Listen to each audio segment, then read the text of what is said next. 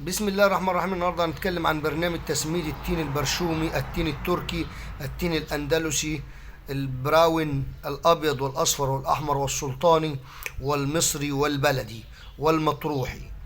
عايزين نبدل، بدل ما نقول التين الأسباني نقول التين الأندلسي نسبة إلى بلاد الأندلس، لأنه صنف عربي. مصدره الجزيرة العربية ومصر ودول حوض البحر المتوسط من الدول العربية.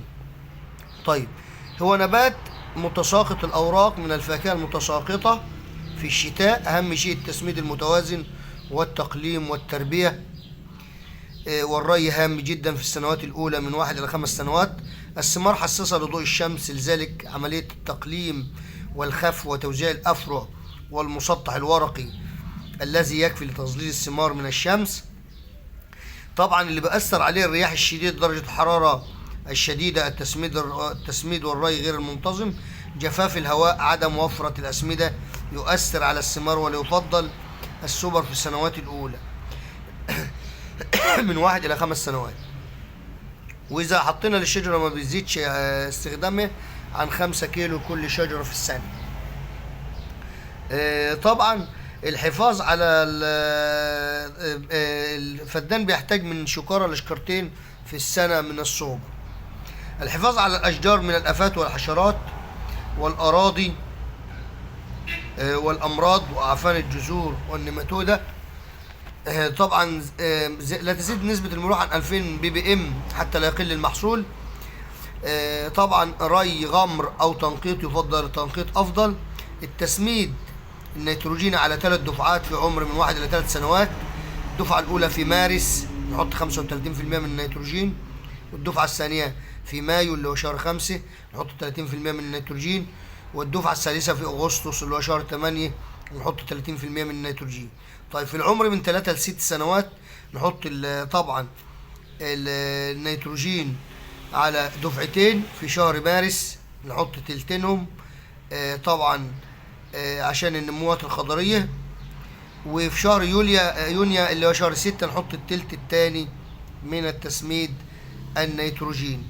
في ناس بتقول لك ما تسميتش نيتروجين كتير في فترة التزهير، ده غلط. بنحط نسبة بسيطة من النيتروجين، وخاصة النترات أو نترات النشادر أو سلفات النشادر اللي هو الملح أو حمض النيتريك، حاجة من التلاتة.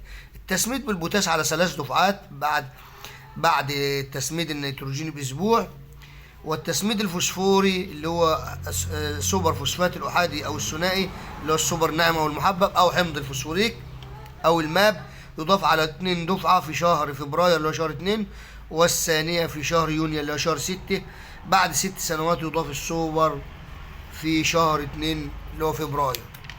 طيب، عندنا حاجة تانية برضو هنتكلم عنها، هي السماد البلدي. الفدان يحتاج 25 متر سماد متر مكعب. لكل متر سماد بلدي مكعب 5 كيلو من السوبر الناعم او المحبب فوسفات احادي.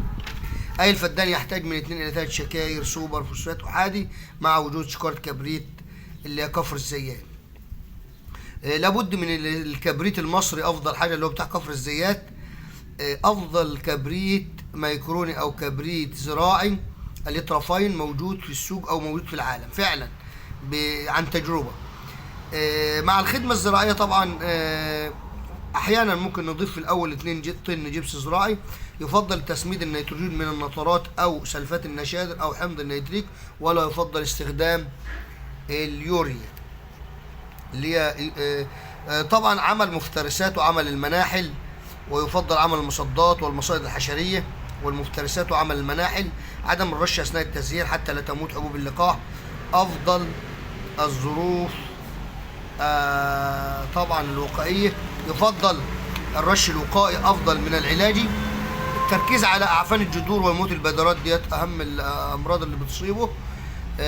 والتركيز على البياض الزغبة والبياض الدقيق، ورش الكبريت الميكرون باستمرار. افضل ميعاد لزراعة التين في مصر من 15/2 حتى 15/3، عقلة من شهر 12 و1 و2.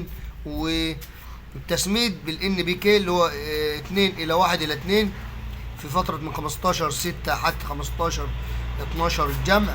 تسميد الان بي كي المتوازن 2 و3 اللي هو الفوسفور، 2 و3 و4 اللي هو البي ان اللي هو الايه يباع اخضر او اصفر او احمر مجفف او محلي. طيب هنبص على برنامج التسميد بتاع التسميد الوقائي. طبعا عندي اهوت بنصوره لكم اهوت، ده بالنسبه لعدد الجرامات لكل شجره.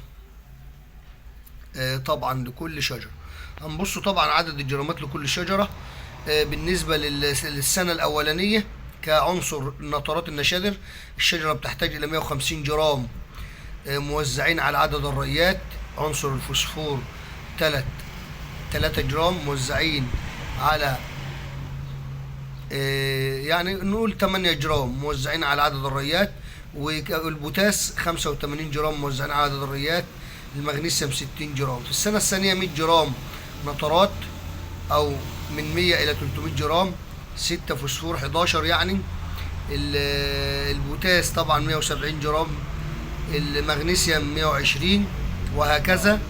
طبعا ديت طبعا برنامج تسميد التين البرشومي. والسلام عليكم ورحمة الله وبركاته.